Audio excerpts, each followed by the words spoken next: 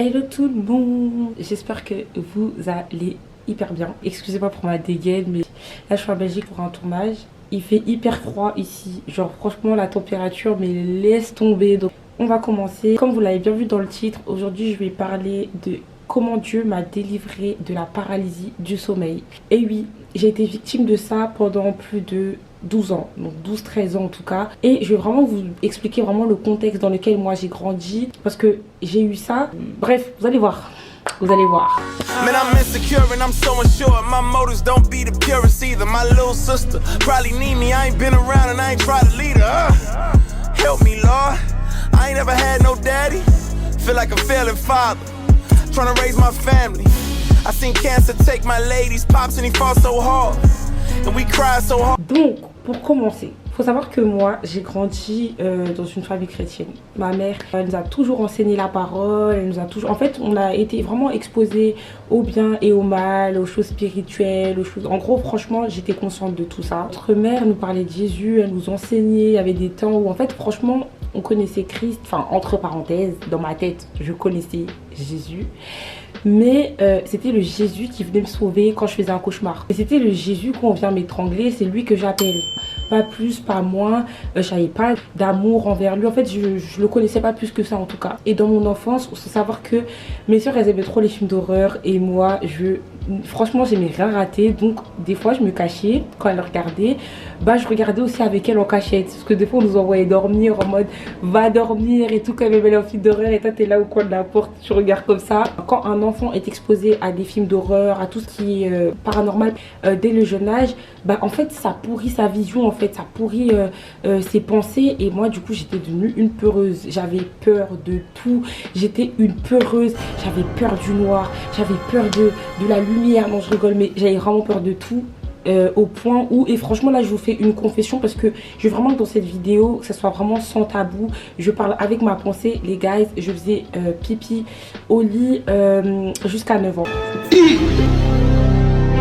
J'ai arrêté de faire pipi au lit à 9 ans parce que j'avais peur d'aller aux toilettes. J'avais peur d'aller aux toilettes la nuit. Quand j'avais envie de faire pipi, bah, je m'en foutais. Vous avez des enfants qui font pipi au lit et en mode ça y est, c'est trop, ils s'arrêtent pas. Demandez-leur en fait s'ils ont des peurs, parce que souvent c'est aussi à cause de ça. Et les personnes qui sont exposées aux films d'horreur, les enfants surtout, bah en fait c'est cette peur là qui fait que en fait l'enfant il veut pas se réveiller la nuit en fait pour faire pipi, il a peur. Deuxièmement, j'ai eu ma première paralysie du sommeil à 4-5 ans. Et vous allez vous demander comment je m'en souviens. Je me rappelle de tout. Franchement, j'ai une mémoire très. En fait, je me souviens de beaucoup de choses dans mon enfance. Et jusqu'à mes 10 ans, 12 ans, comme ça, j'avais des petites paralysies du sommeil. À partir de 13 ans, 14 ans, ça a commencé à devenir un peu plus récurrent. Mais ça allait, tu vois. Je pouvais au moins avoir une paralysie du sommeil par mois. Donc voilà, c'était supportable. Donc vient à l'année, du coup, où j'ai rencontré Christ. En gros, je passais à un tournage et tout, et j'étais figurante, nanana. Et bah en fait, j'ai rencontré Christ lors du tournage.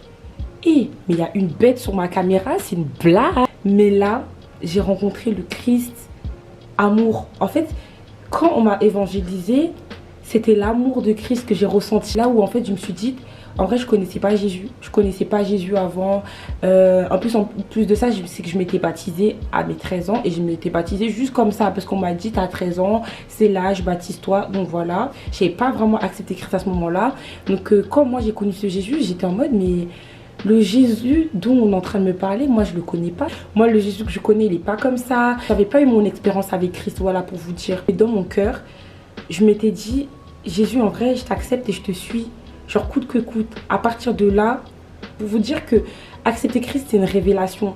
C'est pas ça doit être dans ton cœur, c'est toi qui dois l'accepter. Parce que justement, quoi qu'il arrive, tu vas te baser sur cette révélation en fait. Pour te dire non, en fait le Jésus que j'ai accepté, en fait c'est ton histoire. Donc moi dans ma tête, t'acceptes Christ, tout est rose. Moi c'est vraiment ce que on m'avait dit. Quand t'acceptes Jésus, tes problèmes sont finis. Les guys, je sais pas qui vous ment, mais je dis pas que la vie en Christ, elle est dure ou je sais pas quoi. La vie en Christ, c'est cardio. Quand t'acceptes Christ, c'est là où les vraies choses commencent. Pourquoi? Parce que logiquement, il y a quelqu'un qui n'est pas content et c'est l'ennemi. L'ennemi, il sera pas content en fait, donc il va chercher à te déstabiliser pour que tu lâches Christ. Avant, moi je me disais quoi? En vrai, si je suis Christ, je vais me faire attaquer, autant ne pas le suivre. Parce qu'au moins je serai tranquille et on va pas m'attaquer. Sauf que ça, c'est vraiment le piège. Les guys, c'est un piège de te dire que oui, tu vas pas aller vers Christ parce que sinon ta vie elle sera attaquée. Mais c'est encore pire parce que justement, si tu n'es pas vers Christ, mais tu vas aller en enfer. Je préfère largement souffrir en Christ plutôt que souffrir dans le monde. Là, le choix, il est vite fait. C'est pas les mêmes souffrances. La souffrance en Christ, ça t'éprouve parce que justement, tu vas contre le système de pensée mondain. C'est ça qui fait mal. Mais ça fait du bien. Ça fait du bien parce que quand t'as Christ, t'as la paix. Quand t'as Christ, t'as la paix, t'es bien, t'es heureux en fait. Parce qu'il y a quelqu'un pour toi, t'es avec quelqu'un, t'es soutenu. Et tu sens même pas, la souffrance en soi, c'est vrai qu'elle est là par rapport au combat.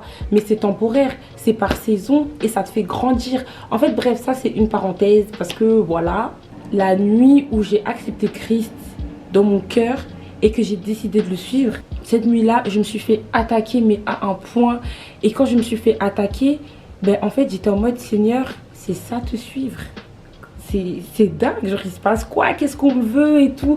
Moi je veux juste être avec Jésus tranquillement. Vous me voulez quoi, genre il se passe quoi?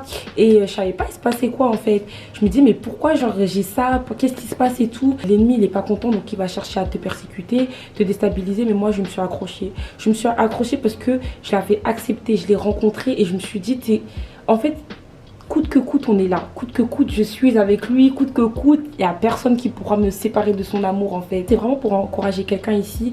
Si tu as peur d'accepter Christ parce que tu te dis que oui, tu auras des combats, oui, tu auras ça. Ok, tu auras des combats, mais s'il te plaît, le nom de Jésus est puissant. Jésus, c'est le roi des rois. Ça veut dire que ok, tu as des combats, mais justement, tu es dans la bonne part. Tu as le bon côté et tu as celui qui combattra pour toi en fait. Et quand j'appelais Jésus, ça fonctionnait pas. Ça marchait pas. Je disais, mais ouais, carrément, je doutais de la puissance du nom de Jésus. Le problème, il vient pas du nom de Jésus en fait. Ça vient de ma relation avec lui. En fait, quelle relation j'avais avec lui. Le Jésus que j'appelais, je le connaissais pas. C'est vrai qu'à ce moment-là, oui, je l'avais accepté. Ce qui ouvrait aussi les portes à la paralysie du sommeil. Déjà de 1, dans ma tête, en fait, je pensais beaucoup à ça. Ça fait que quand tu y crois au fond de toi, bah ça arrive en fait. La deuxième fois aussi, c'est parce que j'avais pas d'église locale. J'avais pas d'église locale, j'étais pas enseignée, j'avais pas de relation avec Dieu. Et ce qui t'aide à avoir une relation avec Dieu stable, l'église locale aide beaucoup, ça contribue vraiment à ta croissance. C'est-à-dire que si t'as pas d'église locale et que tu me regardes, trouve-toi une église locale. C'est vrai que oui, oh, il y a des faux pasteurs, il y a des faux ci, il y a des faux ça. Ça y est, les gars.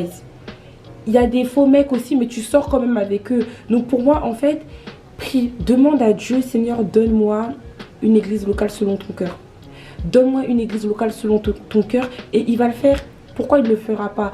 Parce qu'on a souvent tendance à ne pas prier pour des grands choix parce que ton église locale, c'est vraiment une grosse décision.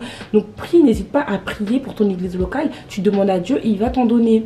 Donc voilà, je ferme la parenthèse. En plus de ça, je ne priais pas. Je n'avais pas de relation avec Dieu. Ça, c'est vraiment le danger. Dans une vie spirituelle et même dans une relation avec Dieu, on est obligé. Tu dois avoir une relation avec lui parce que du coup, tu l'as accepté. Pourquoi? Pourquoi tu acceptes Jésus si tu n'as pas de relation avec lui en fait? Tu l'acceptes pourquoi? Et quand je dis ça, c'est pas pour pousser les gens à suivre Jésus parce que oui, quand tu es avec Jésus, tu es protégé, tu as ci, tu as ça. Non, pas du tout. C'est vrai que c'est un avantage, mais au-delà de ça, quand tu es avec Jésus, tu as l'assurance que quoi qu'il arrive, tu seras au ciel. Et là, ça va faire 1 an et demi. 1 an et demi, j'ai plus. 1 an et demi. Vous savez, est-ce que vous vous rendez compte? Et moi qui pensais que jamais de la vie, j'allais sortir de là. En plus, le pire, c'est que je me suis même pas rendu compte quand c'est parti. En me concentrant sur lui, il combattait pour moi. En fait, ne cherchez pas, ah oui, je dois aller voir ci, il faut qu'on me fasse ça, il faut qu'on me fasse ça, il faut qu'on me délivre. C'est vrai que la délivrance, en fait, c'est très important. Mais n'oubliez pas que la plus grosse délivrance dans une vie chrétienne, c'est la parole de Dieu. C'est Dieu, en fait, c'est même une relation avec Dieu. En ayant une relation avec Dieu, je vous promets que c'est la plus grosse des délivrances. C'est vraiment la solution que j'aimerais vous apporter. C'est Jésus, il n'y a que Jésus qui peut vous délivrer de la paralysie du sommeil. À travers de cette vidéo, J'aimerais vraiment toucher quelqu'un. Je suis vraiment allée dans l'essentiel parce que sinon ça allait faire très long. Il y a beaucoup de facteurs et j'espère que cette vidéo t'a béni et a pu répondre aussi à plusieurs questions. Si t'as déjà vécu une paralysie du sommeil, si t'as été délivrée toi aussi, n'hésite pas à le partager en commentaire. Donc voilà, passez une belle journée, que Dieu vous bénisse. Ça m'a fait plaisir de vous parler. Bisous.